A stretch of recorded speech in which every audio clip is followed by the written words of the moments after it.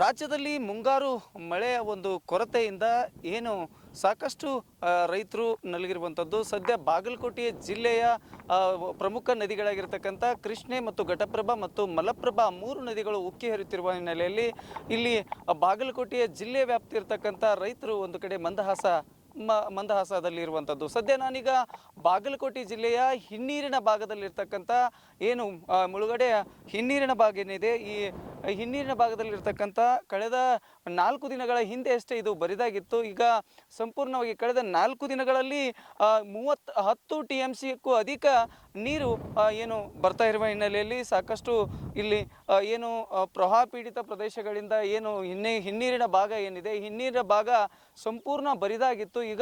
ಈಗಷ್ಟೇ ಕಳೆದ 4 ದಿನಗಳಿಂದ ಮಾತ್ರ ಇದು ಏನು ಕಂಪ್ಲೀಟ್ ಆಗಿ ಈಗ ಎಲ್ಲಿ ನೋಡಿದರೂ ಕೂಡ ನೀರು ಕಾಣಿಸ್ತಿರುವ ಹಿನ್ನೆಲೆಯಲ್ಲಿ ಏನು ಘಟಪ್ರಭಾ ನದಿಗೆ 21,000 ಕ್ಯೂಸೆಕ್ ನೀರು ಕೂಡ ಈಗಾಗಲೇ ಬರುತ್ತಿರುವ ಹಿನ್ನೆಲೆಯಲ್ಲಿ ಮತ್ತು ಕೃಷ್ಣೆಗೆ ರಾಜಾಪುರ ಬ್ಯಾರೇಜ್ನಿಂದ 1,08,000 ಕ್ಯೂಸೆಕ್ ನೀರು ಕೂಡ 8 ಲಕ್ಷ ಕ್ಯೂಸೆಕ್ಸ್ ನೀರು ಕೂಡ ಹರಿದು ಬರುತ್ತಿರುವ ಹಿನ್ನೆಲೆಯಲ್ಲಿ ಮತ್ತು ಮಲಪ್ರಭಾ ನದಿಗೆ ಅಷ್ಟೇ ಪ್ರಮಾಣದಲ್ಲಿ ಕೂಡ ನೀರು ಬರ್ತಾ ಇರೋ ಹಿನ್ನೆಲೆಯಲ್ಲಿ ಕೇವಲ 4 ದಿನಗಳಲ್ಲಿ 11 ಲಕ್ಷಕ್ಕೂ ಅಧಿಕ ಕ್ಯೂಸೆಕ್ಸ್ ನೀರು ಈಗ ಇಲ್ಲಿ ಏನು ಆಲ್ಮಟ್ಟಿ ಹಿನ್ನೀರಿನ ಭಾಗದಲ್ಲಿ ಕೂಡ ಈಗಾಗಲೇ ಜಮಾವಣೆ ಆಗಿರುವಂಥದ್ದು. ಸದ್ಯ ಏನು ಕಳೆದ 4 ದಿನಗಳ ಹಿಂದೆ ಅಷ್ಟೇ ಸಚಿವರು ಸಭೆಯನ್ನು ಮಾಡಿದ್ರು. ಸಭೆಯಲ್ಲಿ 300ಕ್ಕೂ ಅಧಿಕ ಬೋರ್ವೆಲ್ಗಳನ್ನು ಈಗಾಗಲೇ ಗುರುತಿಸಿಕೊಂಡು ಇಲ್ಲಿಯ ಭಾಗದ ಜನರಿಗೆ ನೀರಿನ ಆತಂಕ ಏನಿತ್ತು ಅದು ನಿವಾರಣೆ ಆಗತ್ತೆ ಅನ್ನೋ ನಿಟ್ಟಿನಲ್ಲಿ ಜಿಲ್ಲಾಡಳಿತ ಸಕಲ ಸಿದ್ಧತೆ ಏನಿತ್ತು ಅದು ಸದ್ಯಕ್ಕೆ ಈಗಾಗಲೇ ನಿರಾಳವಾಗಿರುವಂಥದ್ದು.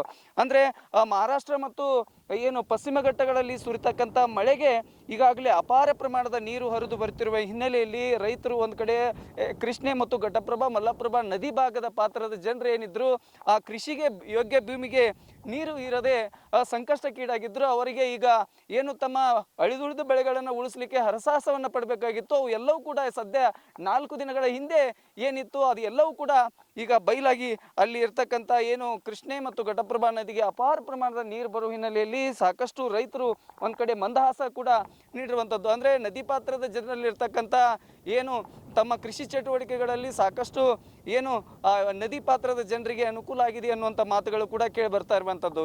ಹೀಗಾಗಿ ಸದ್ಯ ಬಾಗಲಕೋಟೆ ಜಿಲ್ಲೆ ವ್ಯಾಪ್ತಿಯಲ್ಲಿರ್ತಕ್ಕಂಥ ಎಲ್ಲ ಕುಡಿಯುವ ನೀರಿನ ಸಮಸ್ಯೆ ಏನಿತ್ತು ಆ ಸದ್ಯದ ಮಟ್ಟಿಗೆ ಎಲ್ಲವೂ ಕೂಡ ನಿವಾರಣೆಗೆ ಆಗಿದೆ ಅಂತಲೇ ಹೇಳ್ಬೇಕಾಗತ್ತೆ.